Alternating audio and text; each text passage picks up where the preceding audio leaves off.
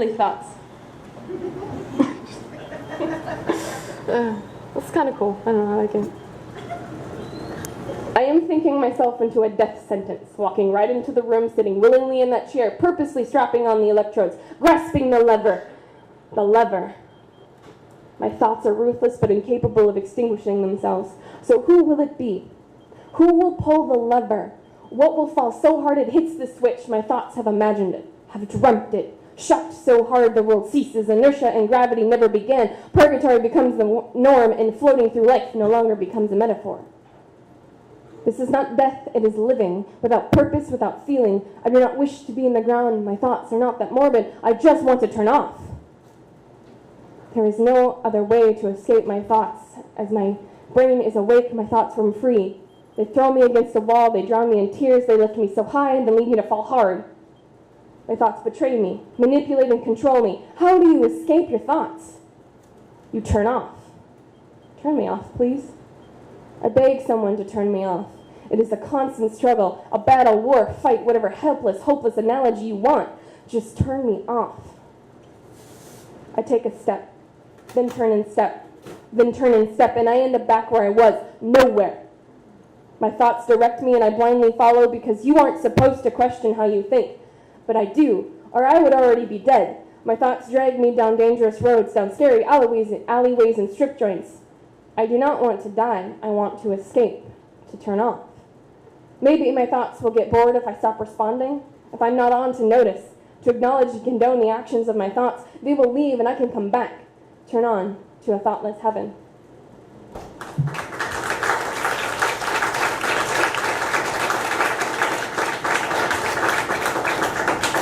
Thanks, guys. I'm gonna get nerdy on you. Yeah. You'll like this one. You've heard it. I studied psychology, but I did a focus in neuroscience, hence the whole DNA. And I like the brain, and I like the idea of the brain with insanity going into poetry. It's just kind of a fun thing to explore. And so I sat in a coffee house one day teaching myself to be on my own, and I wrote Neuronal Warfare. I am a prime example of a synaptic failure. Misfires across incorrectly connected wires. Action potentials carrying societally significant messages line up in sync and charge in a blink. Casualties are inevitable, dead blockades prevent message permeation, words become a jumbled mess.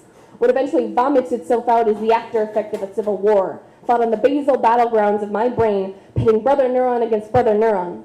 Some neuronal soldiers are so neurotic, they fire before directed, sending the convoluted company into frenzy, producing incomprehensible trains of thought in the verbal world.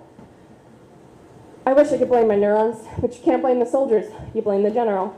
For blame placed on neurons places me an institution. How would I even battle other brains in opposition with such disorganized strife in my own thoughts? Maybe one day a battle will engage in the connection between thought and mouth. A battle so bloody the connection is lost amongst the spilled hemoglobin. Then the insane war waging in my head will at least be silenced to others, and I can go on hiding the insanity which builds inside me.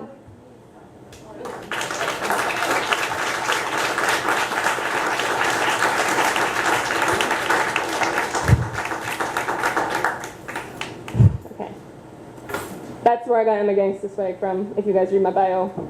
I read it up in Bellingham, and my friend was like, you're just gangsta swaggy. And I was like, okay. And she says, like, Emma Gangsta Swag. And I'm like, oh, all right. I don't go by that anymore, but my friends kind of know it, and they laugh at me for it. Get a few drinks in me, though. It goes real far. Hats come into play, they go backwards and sideways. It's fun. This one is my one and only slam poem, and I fuck it up every single goddamn time. So I'm going to try not to, but it's probably going to happen when I said it. It's called Illusions and Contusions. Illusions, contusions on the lobe across the globe, insane declared as they stared through my window pane. Fidget and twitch, beaten with a mental switch. Words stuck on my tongue maliciously hung in silence. What a nuisance. Drooling is pooling, blood clotting, plotting to end itself, no longer dustingly damned on that shelf. Haunted and wanted, chased and erased by insane, but oh so real dreams, with technically false screams. All for what reason? I smell treason. Implanted insanity for the sake of a fucking line. It's so sublime, I'll show you sublime. God this should be a crime. I'm no circus monkey, some insane mental junkie. We are just here. We are the reflection in society's mirror. If not for you, fool, there would be no insane pack mule. Those illusions are not caused by contusions. We carry the weight of your mental state. My insanity is your insanity. You made your animal, you nasty cannibal, eating up the minds of those kind, foreign to you, a view that's in skew. You blind halfwit, I have 1/3 of a functioning brain to spit. Just look in a mirror. When you see yourself, maybe things will become clearer. I fucked it up.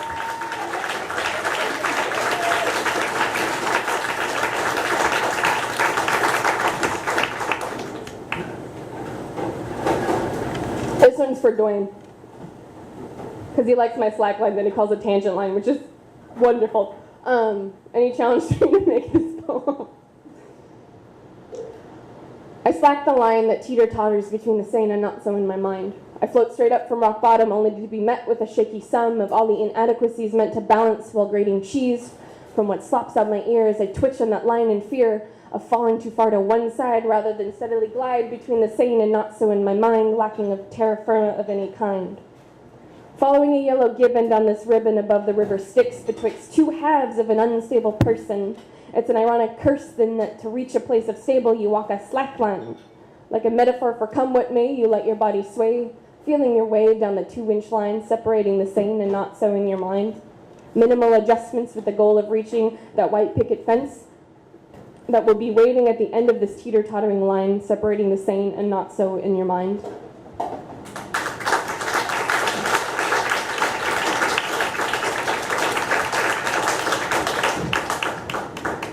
It's only planned for 2 left, but I don't know how much time I have.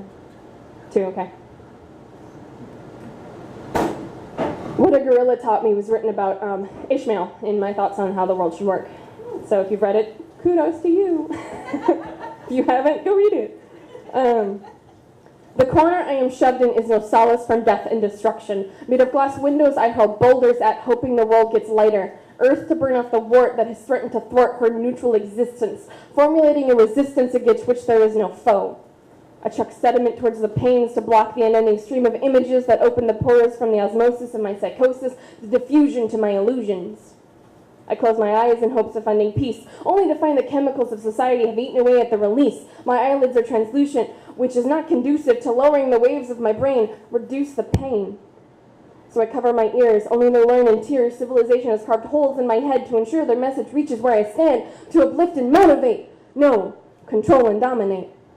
Manipulate and twist, ironclad my wrist to the ideals and wheels, for without my total contribution to their institution, it will all crumble.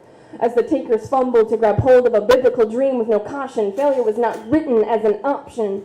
I squeeze my walls tighter, hoping the world gets lighter, earth to burn off the wart that has threatened to thwart her natural existence, formulating a resistance against which there is no foe. That's our crow. Black and shifty, murderous and thrifty, a past drenched in blood, followed to the day we took ourselves to the top, the flood. The newly taken mother we then smothered with ourselves to admire what we've done on shelves. Boredom grew with the idea of conquer. Enough and complete are all obsolete. In our vocabulary there is no end to the word take, just to continue to rake at everything we see, whether it is a benefit to you and me. That's our crow, to fight an imagined foe, ordering the army to wander while telling them there's plenty left to squander. Faces display common confidence, but the panic in the head taker's words is evidence of a cyclical mask, the same monster dressed up in a different task. Because those that order are confused about the concept of a border. So instead of critically pondering the consequences of continued squandering, Earth's pimple oozed past the fill line, leaving a dimple on either side of a grim reminder of what taking accomplished for the sapiens. Heed my story as I'm taken from a tight little corner in a fashion of gore known as the end.